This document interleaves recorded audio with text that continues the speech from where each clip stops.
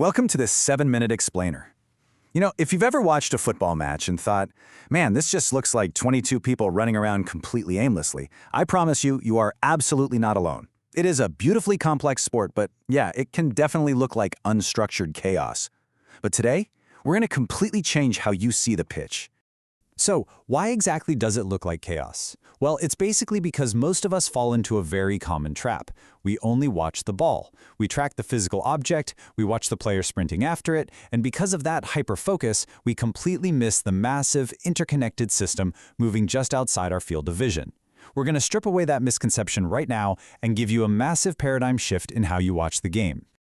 All right, let's dive right in. It really all comes down to this one core idea. Football is not just about the ball. It's about where the ball can go next. At its core, the game is actually this intricate, high-speed battle over space and opportunity.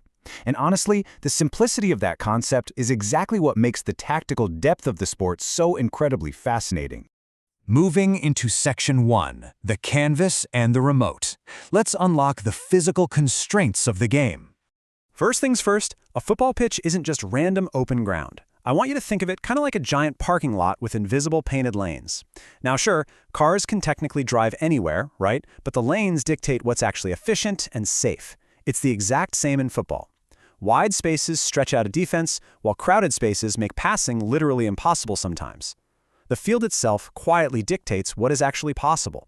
Now, there is a massive distinction between possession and control. The ball is essentially like a remote control for space. Imagine holding a flashlight in a pitch-black room. You technically possess the light, sure, but what actually matters is where you point it to reveal a path. A team with possession but no direction, they're just holding a tool. But a team that uses the ball to pull defenders out of position and shape the next action, they're the ones actually holding the remote control. Okay, so every single team and literally every single moment of a match is trying to solve the exact same puzzle from opposite sides. They are constantly, rapidly asking themselves these 4 questions. Number 1, where's the space? 2, who is under pressure? 3, how do we move the ball there? And 4, how do we stop the other guys from doing exactly the same thing? It's basically a game of high-speed chess played out on a windy field. The pieces matter, obviously, but they can never just stay still because the space and the pressure are constantly shifting. That brings us to Section 2, the human geometry. An invisible connected system. A football team really only works when its players behave like a deeply connected system. Imagine a huge tent held up by a series of poles and ropes. If you pull on just one rope, the entire shape of the tent changes, right? A team is not 11 solo acts just happening to play at the same time. Think of it like a crowd in a packed subway car. If everyone rushes to one corner, nobody can move. Good team shape means players are close enough to support each other, but spread out enough to force defenders to travel.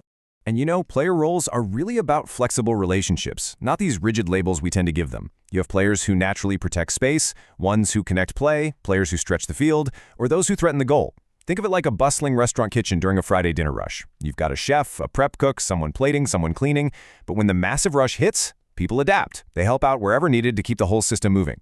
The game plan only survives if the players adapt together. Now, this concept completely redefines defending. A lot of casual viewers think defending is just, strong challenges and dramatic sliding tackles. But those are really just the visible tip of the iceberg.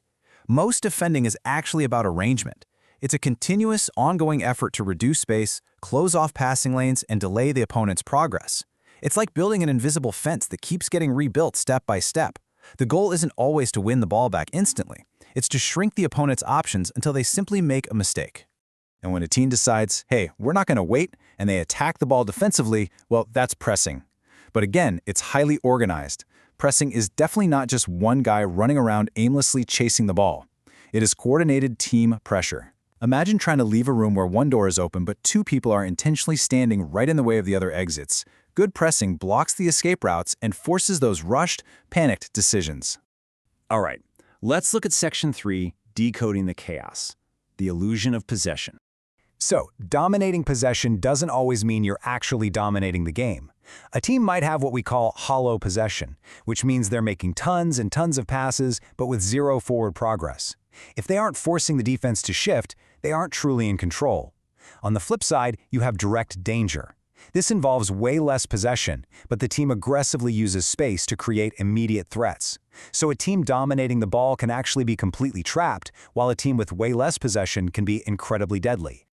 A match seamlessly flows through these 4 phases: build-up, attack, defending, and transition. But the absolute most critical moment? It's that 4th one: transition. The split second the ball changes hands, the geometry of the entire field instantly changes. Picture a crowded hallway where the exit signs suddenly switch directions. Everyone has to turn, adjust, and reorient on the fly. That split second of temporary instability is hands down the most dangerous moment in football. Which brings us to arguably the greatest frustration for casual viewers, the backward pass. We've all yelled at the screen when this happens, right? It looks like surrender, it looks like fear, but in reality, it's a highly calculated reset. Look, if the front door is blocked, you don't just keep running your head into it. You take a step back, you reshape the puzzle, change the angle, and pull the pressing line forward to open up space behind them. It is absolute control, just disguised as patience. And finally, Section 4, seeing the whole machine, the unlocked viewer.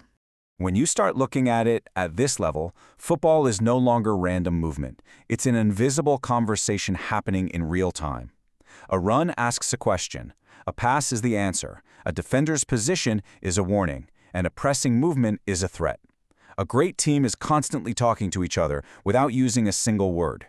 Their shape, their timing, and their spacing. That is their language. And when that language is fluent, the team looks calm, connected, and completely in control. So, the next time you're watching a Sunday match with your friends and the game seems a bit slow, you are now empowered to see the underlying tactics. Instead of asking, who has the ball, you can start asking, what is the ball allowing? You'll start to notice when a team is stretching the defense wide before an attack, or when a pass is intentionally meant to draw pressure. You'll literally stop just watching the highlights, and you'll start seeing these beautifully complex patterns underneath the whole shebang.